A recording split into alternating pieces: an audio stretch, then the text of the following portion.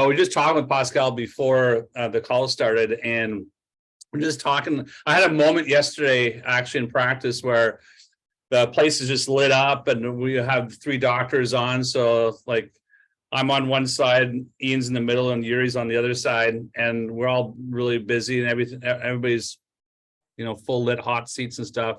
And it's just that moment of just simplicity where people are coming in, scanning their card, x-rays are sent to, the tables, and there's, waiting, and they know the protocols, and they actually get onto the table, get adjusted, and leave. And it's just that flowing moment. And I was just telling Pascal, it's just so amazing to see that simplicity, but that there's a depth of belief that allows simplicity to take place. And I just wanted to go there for a second, or maybe a little bit longer than a second. But so a few weeks ago, I actually posted on social. I posted Tony's story, or Tony's story was posted for us. And Tony's 35-year-old chronic severe neck pain, back pain, arm numbness, and it was a pre and post X-ray. And then I got some feedback. I got some replies. And the first reply was from this guy that says, "This clearly shows 2 different head positions, not improving." And then it was quickly followed up by a woman that said, followed by a 3-time-a-week treatment for a year or so. And it was interesting because I saw the replies, and I'm not really good at social in terms of replying to the replies and stuff. But then Holly kept on reminding me, "Hey, you should reply, And I just didn't feel like, I mean, I know what I could have said, on the first person's Facebook page, their byline is basically love all, serve some, and trust no one. So just with the type of personality I have and just some of my gift package, I could have went in and just say, "Okay, I know why you're saying this because of your motto," right? But I did it, and I just kind of like marinated on it for a while. And I was just asking God to give me a great response. And then, so if you want to watch the response, I'm not going to go how I responded, because you can watch the video on YouTube or Instagram, Warrior One Spine. It's also up on the Tactical Training Center. You can watch it there. But I wanted to show you how I responded from the structural perspective. So advertising, BJ.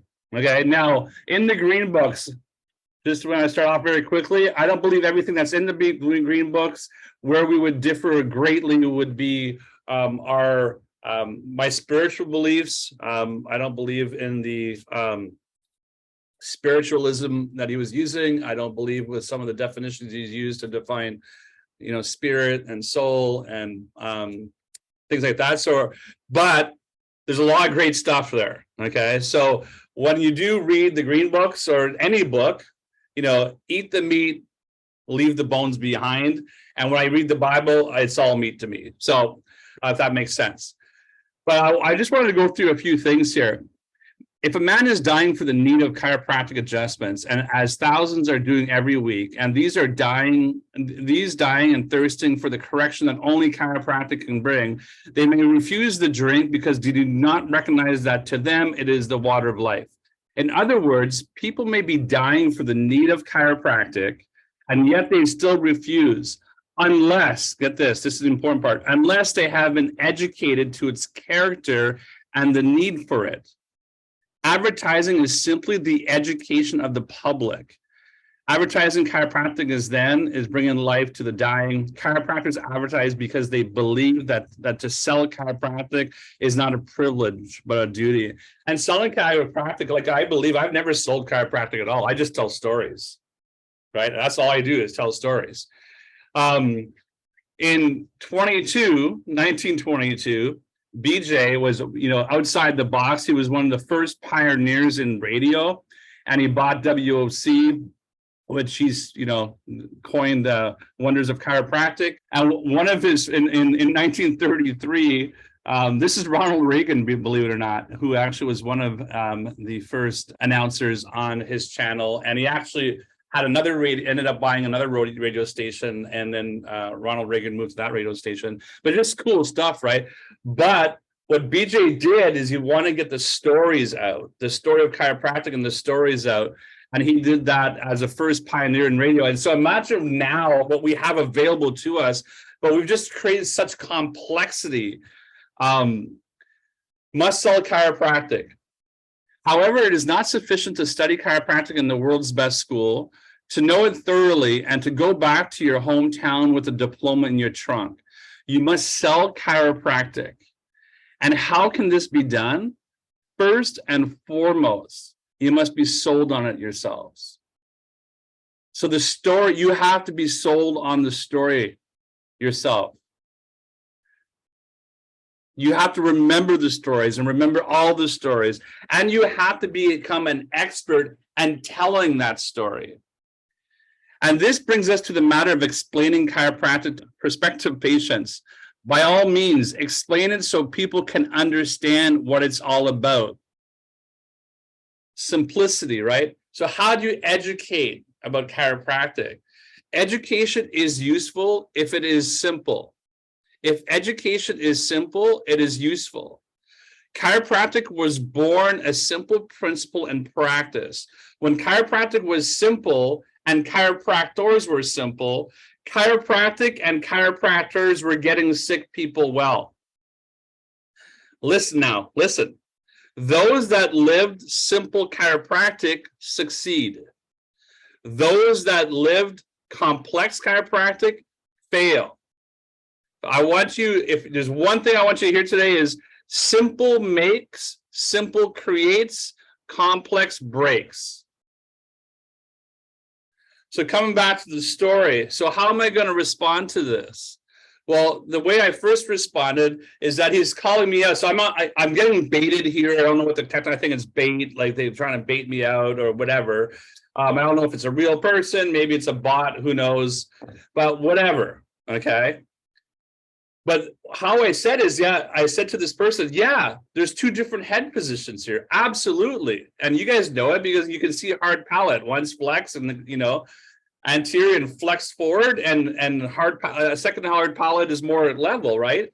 But I had to go into the reason why. So initially, Tony couldn't bring his head up. You know, MRI revealed there's a massive disc bulge at 5'6". He's in an acute episode. He can't even move and he can't bring his head up. So obviously he's in two head positions, right? But then I got to go deeper into the story. And it's a simple story. The simple story is poor posture leads to serious spinal degeneration. So if you have poor posture, you're going to have serious spinal degeneration. Or maybe it's just your serious spinal degeneration is what's causing your poor posture, because posture is the window to the spine. So you got bad posture, you got bad spine somewhere. And these are just symptoms of bad spine, right?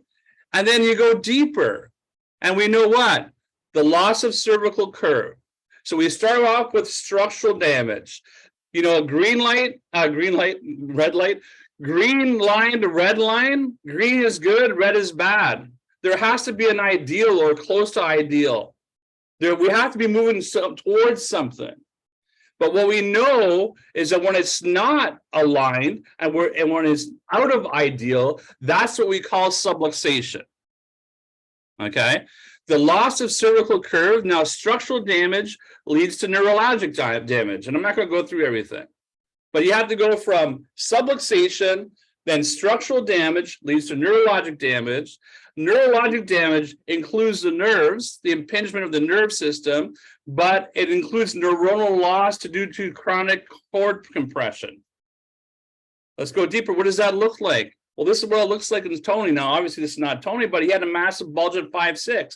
This is what's happening. Spinal cord compression, stenosis. Brain is now getting disconnected. There's a disconnection from body.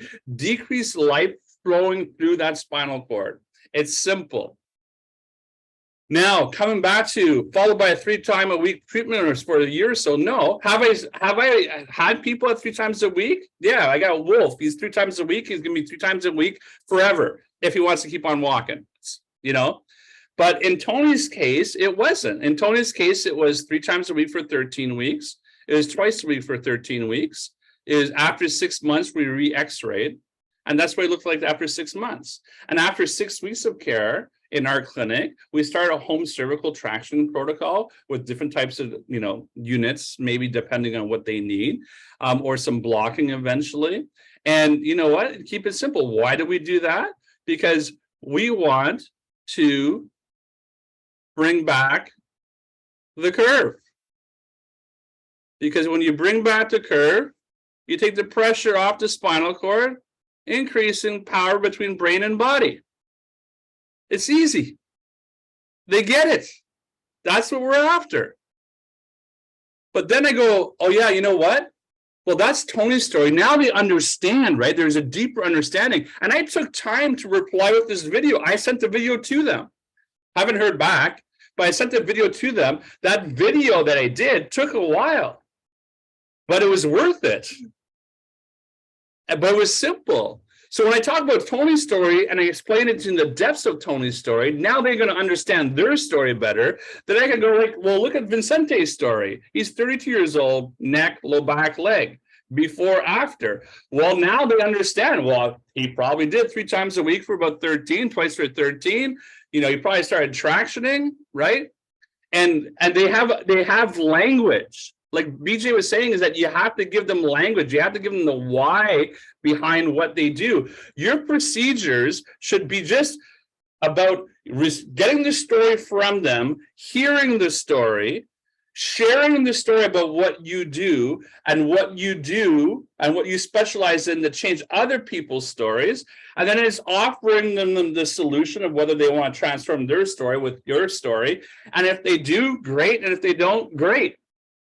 And the people that they do, it goes well beyond pre and post x-ray. This is why we do what we do. This is Vincente. That's 1,000 words. Each image is 1,000 words. This image is a transformed life, a transformed future. Look how great he looks, right? But you guys do this over and over again, year after year, decade after decade. You've had thousands and thousands of stories.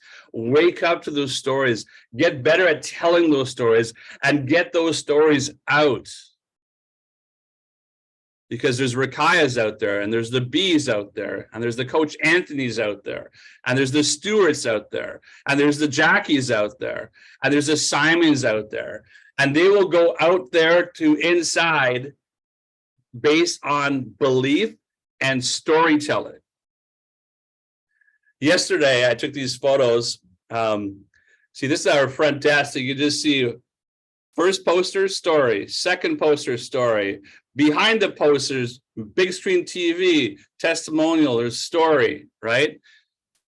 On the other flip side of those posters, another poster story. Another poster story. Everywhere you look, all you can see is story in the clinic.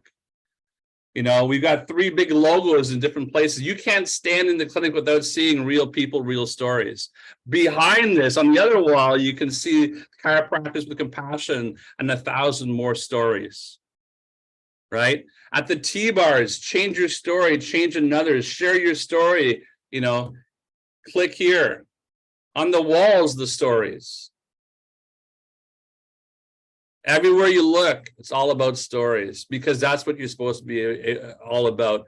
You share the story, you hear their story, share the story, invite them into your story. And if they say yes, great. And if they don't, great.